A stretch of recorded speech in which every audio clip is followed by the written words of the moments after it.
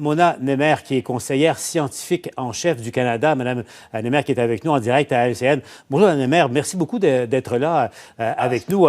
Madame Nemer, vous avez pris conscience que vous avez créé des vagues avec vos premières entrevues il y a quelques jours en disant, parce que, corrigez-moi, Madame Nemer, que vous n'avez jamais vu de plan du Québec en termes de dépistage, rien qui tient la route. Est-ce que c'est bien ce que vous estimez, Madame Nemer?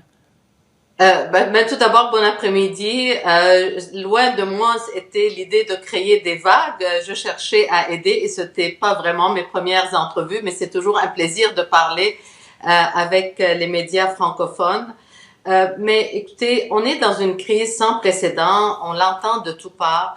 Et puis là, on serre tous les coudes, on essaye de faire chacun notre part pour finalement améliorer la situation, pour pouvoir revenir le plus rapidement possible à une quasi-vie normale. Alors là, il y a des soucis, je dirais, au Québec et particulièrement à Montréal en termes de dépistage. Et on cherche juste à aider. Alors, pour pouvoir aider, il faut juste comprendre où est le problème. Alors, c'est pas plus que ça. Madame Nemer, là, pour vider la question une fois pour toutes, là, revoyons ensemble la réponse que vous a faite le directeur de la santé publique du Québec hier, là, Horacio Arruda, interrogé sur vos commentaires. Je ne répondrai pas à madame, compte tenu que je considère que je n'ai pas à rendre de compte à cette dame. Elle a droit à ses opinions, je la respecte, mais moi, je pense qu'elle n'a pas toutes les informations. Puis c'est nous, sur le terrain, qui avons les informations pour être capables de le faire. On n'a rien à cacher, ni sur le nombre de morts, ni sur quoi que ce soit. On va être transparent. Puis c'est à vous qu'on doit rendre des comptes et non pas aux autres organisations. Bon, alors, comment vous avez réagi? Qu'est-ce que vous dites au docteur Arruda? Tout d'abord, je trouve que c'est vraiment dommage là qu'il se soit mis sur la défensive au lieu d'être dans vraiment une perspective plus de collaboration. Moi, vous savez, les commentaires ou les questions que j'émets sont basés sur non seulement la science, mais également sur des experts. Donc, depuis le début de la pandémie, j'ai assemblé plusieurs comités d'experts scientifiques, mais aussi de cliniciens de première ligne, dont des sommités du Québec, comme le docteur Régent Hébert, la docteure Caroline Quach, la docteure Joanne Liu, la docteure Cara Tannenbaum, qui sont là en train de soigner des patients qui sont en première ligne. Alors, je crois que à la fois, on a la science, puis on a certainement certaines informations, sinon des informations assez précises qui viennent des travailleurs de première ligne de la santé. Et encore une fois, ce qu'on cherche à faire, c'est juste d'essayer de comprendre quel est l'empêchement pour le Québec et d'autres provinces aussi du Canada pour pouvoir faire le nombre de tests qu'ils souhaitent faire eux-mêmes. Donc, c'est le nombre qui est visé par le Québec qu'ils n'arrivent pas à atteindre. On essaie de comprendre où est le problème pour pouvoir aider. C'est tout. Et je le rappelle, la semaine dernière, on avait promis 14 000 tests par jour. On n'est pas là encore. Là, on nous dit peut-être autour de 12 000. Mais si je comprends bien, vous avez mal à vous faire une tête comme scientifique là, sur la manière avec laquelle ça se passe encore aujourd'hui au Québec. C'est bien ça? Je veux juste prendre peut-être quelques secondes pour expliquer pourquoi les tests sont tellement importants. Encore une fois, les tests de dépistage, c'est notre meilleur outil pour nous protéger en ce moment contre une nouvelle épidémie ou une épidémie continue. C'est dans une certaine mesure, là, c'est notre police d'assurance.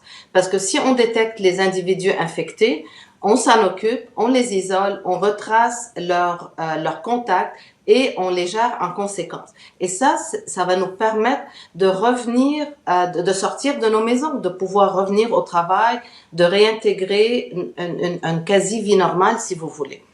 Alors, en ce moment, ce qui se passe au Québec, ils ont dit, par exemple, on va continuer à faire des tests de dépistage sur les gens qui présentent des symptômes. Mais la science a continué à évoluer, vous voyez, puis il y a des articles très crédibles et même au sein même particulièrement de maisons, des CHSLD ou équivalentes, les nursing homes, qui démontrent que parmi les gens qui ne présentent pas de symptômes, 50% au moins vont devenir infectés après 48 ou 72 heures. Et pendant ce temps-là, ils continuent d'infecter les autres. OK? Donc, les asymptomatiques peuvent infecter les autres résidents et peuvent aussi infecter les gens qui les soignent, les travailleurs de la santé, qui, eux, reviennent chez eux dans la communauté et qui peuvent à nouveau infecter d'autres. Et donc, on s'en sortira pas. Il va falloir trouver le moyen de mieux circonscrire tout ça. Alors, docteur Némer, si vous permettez, avec votre regard de scientifique, votre point de vue à vous, est-ce que vous êtes inquiète par rapport au niveau de dépistage, la qualité et le nombre, la quantité de dépistage? Ça vous inquiète à ce qui se passe encore aujourd'hui même à Montréal et au Québec? Ben, c'est pas les nombres que le gouvernement du Québec s'est lui-même donné de faire. On voit qu'ils augmentent la quantité de tests parmi les résidents des maisons, donc des CHSLD, mais ils n'augmentent pas au niveau suffisant le dépistage des travailleurs. Donc là, ils vont les tester, par exemple, régulièrement toutes les semaines ou 2 semaines. Ce n'est pas suffisant. Vous savez, cette infection, ce virus, il va falloir qu'on apprenne à vivre avec là. On en a pour encore plusieurs mois devant nous. Et donc, il va falloir qu'on ait un système en place qui va permettre de minimiser les nouvelles éclosions.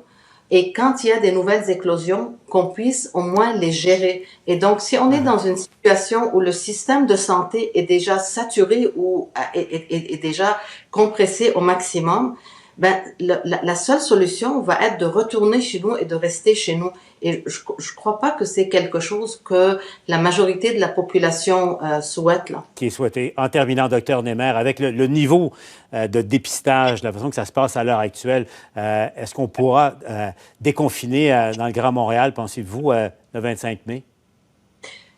Écoutez, ça c'est une boule de cristal un peu que vous me demandez là, mais chose certaine, les gouvernements, les pays se sont mis d'accord sur 3 éléments importants pour le déconfinement. Le premier, c'est que les nouveaux cas soient en baisse. Le deuxième, c'est qu'on ait un système de dépistage rapide et de traçage des contacts. Et le troisième, c'est la capacité du système de santé. Alors, je crois qu'il faut évaluer ces 3-là. Avant de décider quand est-ce qu'il faut ou quand est-ce qu'on peut confiner pour s'éviter, encore une fois, une nouvelle pandémie. Docteur Némer, je le rappelle, est la scientifique en chef du Canada. Merci beaucoup, docteur Némer, d'avoir été avec nous à LCN.